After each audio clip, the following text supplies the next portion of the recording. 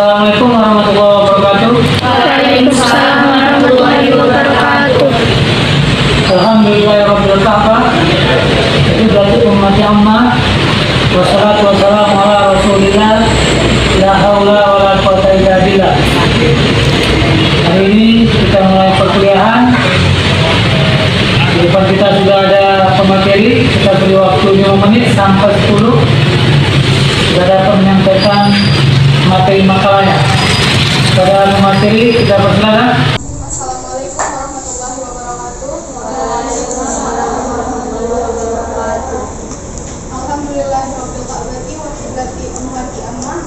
Wassalatu wassalamu ala Rasulillah. La haula wala quwata. Puji dan syukur kepada Allah Subhanahu wa taala, Tuhan pemilik Ka'bah, kiblat seluruh umat. Salawat juga salam kepada Rasulullah sallallahu alaihi wasallam karena syafaatnya lah yang kita nanti-nantikan. Pertama-tama yang terhormat Bapak Pengampu Dr. Suasana Nikmat Ginting MA dan juga teman-teman yang kami sayangi. Kami akan mempresentasikan materi mengenai peserta didik dalam perspektif Islam yang akan dibawakan oleh Anda.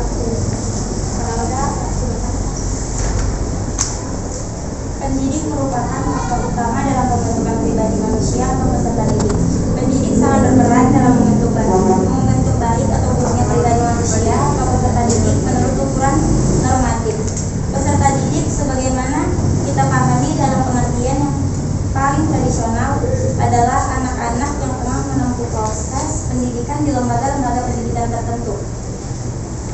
Pengertian semacam ini kerap kali dipahami dan digunakan oleh awam untuk menjelaskan makna peserta didik. Atas dasar itu, maka di dalam Undang-Undang Nomor 20 Tahun 2003 tentang Sistem Pendidikan Nasional dijelaskan bahwa peserta didik adalah anggota masyarakat yang berusaha membangun potensi diri melalui proses pembelajaran yang tersedia pada jalur, jenjang, dan pendidikan tertentu. Di dalam pengertian tersebut, pendidik peserta didik merupakan setiap orang, baik anak-anak, remaja, dewasa maupun lansia, yang telah menempuh pendidikan tidak hanya di lembaga formal, tetapi juga di lembaga-lembaga lain yang tidak bersifat formal. Dalam paradigma pendidikan Islam, peserta didik merupakan orang yang belum dewasa dan memiliki sejumlah potensi atau kemampuan dasar yang masih perlu dikembangkan.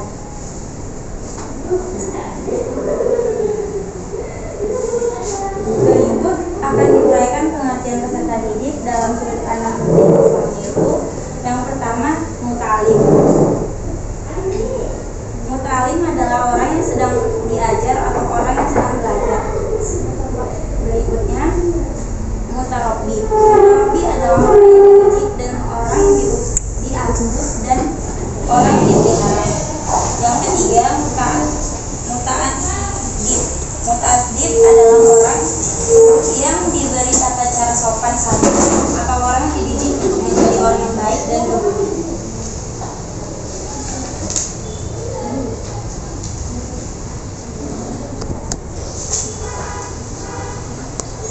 Berikutnya, tugas dan tanggung jawab peserta didik. Kewajiban-kewajiban yang harus senantiasa dilakukan peserta didik adalah sebelum memulai aktivitas pembelajaran, peserta didik harus terlebih dahulu membersihkan hatinya dan sifat buruk. Karena belajar mengajar itu merupakan ibadah dan ibadah harus dilakukan dengan hati yang bersih. Kedua, peserta didik belajar harus dengan maksud mengisi jiwanya dengan berbagai keutamaan untuk mendekatkan diri kepada Allah. Ketiga, bersedia mencari ilmu ke berbagai tempat yang jauh sekalipun, meskipun harus meninggalkan keluarga di tanah air. Yang keempat, tidak terlalu sering menukar guru dan hendaklah berpikir panjang sebelum menukar guru. Yang kelima, hendaklah menghormati guru, memuliakan dan menanggungkannya karena Allah, serta berupaya menyenangkan hatinya dengan cara yang baik. Yang lainnya ada pada buku tersebut. Selanjutnya, etika peserta didik dalam Islam. Etika dalam pengembangannya sangat mempengaruhi perkembangan manusia. Etika peserta didik adalah suatu yang harus dipenuhi dalam proses pendidikan. Menurut Al-Ghazali, ada 11 kewajiban peserta didik.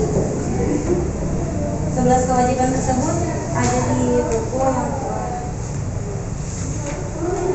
selanjutnya. Paradigma peserta didik dalam pendidikan Islam. Dalam proses belajar mengajar, seorang pendidik harus sedapat mungkin memahami hakikat peserta didiknya sebagai subjek dan objek pendidikan. Pertama, peserta didik bukan miniatur orang dewasa. Ia mempunyai dirinya sendiri, sehingga metode belajar mengajar tidak boleh disamakan dengan orang dewasa.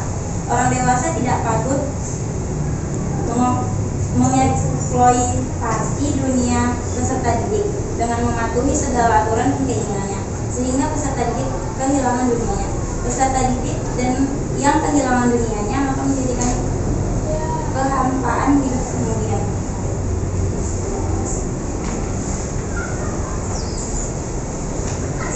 Selanjutnya, aspek-aspek peserta didik. Aspek peserta didik yang harus diperhatikan dalam pendidikan Islam. Yang pertama, potensi peserta didik yang harus direalisasikan.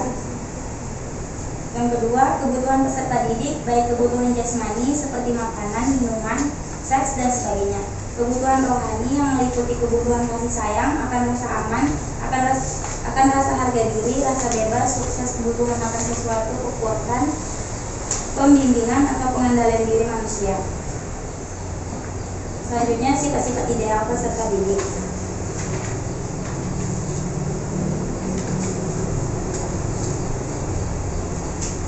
Merumuskan sifat-sifat yang patut dan harus dimiliki peserta didik kepada 10 macam sifat, yaitu yang pertama, belajar dengan niat ibadah. Yang kedua, mengurangi kecenderungan pada kehidupan duniawi. Yang ketiga, bersikap tawadu. Yang keempat, menjaga pikiran dari berbagai pertentangan. Yang kelima, mempelajari ilmu-ilmu yang terpuji. Yang keenam, belajar secara bertahap. Yang kedelapan, mempelajari suatu ilmu sampai tuntas. Yang kesembilan, memahami nilai-nilai ilmiah. Yang ke-10, memprioritaskan ilmu dunianya. Yang ke-11, mengenal nilai-nilai pragmatis.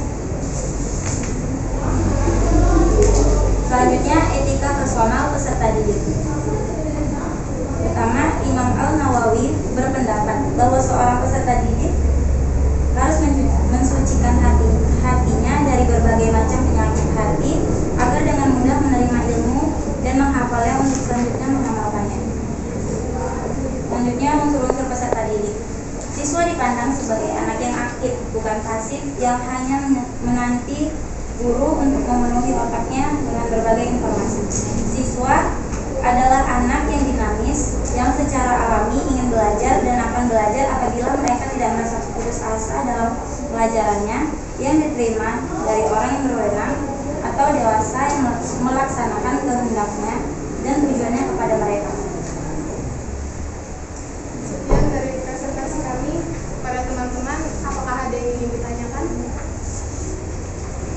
Ya, kepada Kak Ayunda dipersilakan. Assalamualaikum warahmatullahi wabarakatuh. Waalaikumsalam warahmatullahi wabarakatuh. Saya Ayunda Gayatri ingin bertanya, coba sebutkan dalil apa saja yang ada di dalam Al-Quran yang menjelaskan tentang peserta didik.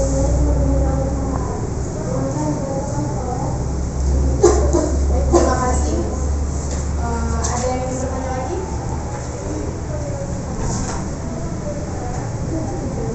Para Kak Nanda dipersilakan.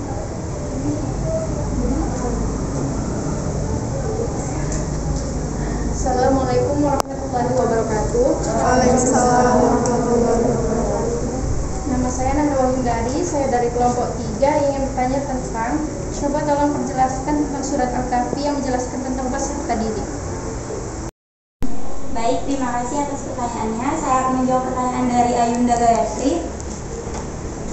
Adakah dalil yang mengenai konsep peserta didik di dalam Al-Quran?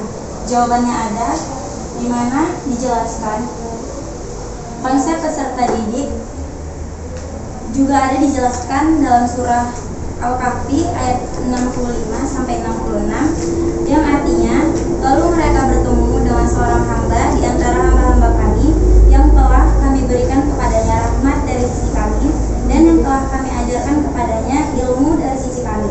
Musa berkata kepada Khidir, bolehkah aku mengikutimu supaya kamu mengajarkan kepadaku ilmu yang benar di antara ilmu-ilmu yang telah diajarkan kepadamu? Terima kasih untuk pertanyaan dari Kak Nanda Wahidari. Saya akan menjawab pertanyaan dari Kakak yang pertanyaannya menjawab sebenarnya. Jelaskan surah Al-Kahfi mengenai peserta didik. Di dalam surah Al-Kahfi ayat 66 sampai 82 sebagaimana dijelaskan terhadap kisah Nabi Musa yang termaksud ayat 66 sampai 82 dapat dipahami bahwa peserta didik pada dasarnya tidak dibatasi pada batas usia tertentu. Ini dibuktikan dengan kesediaan dan semangat yang besar dari Nabi Musa untuk belajar kepada sosok yang disebut oleh Al-Quran sebagai orang yang telah mendapat rahmat dari Allah. Sekian dari presentasi materi kami. Lebih tentu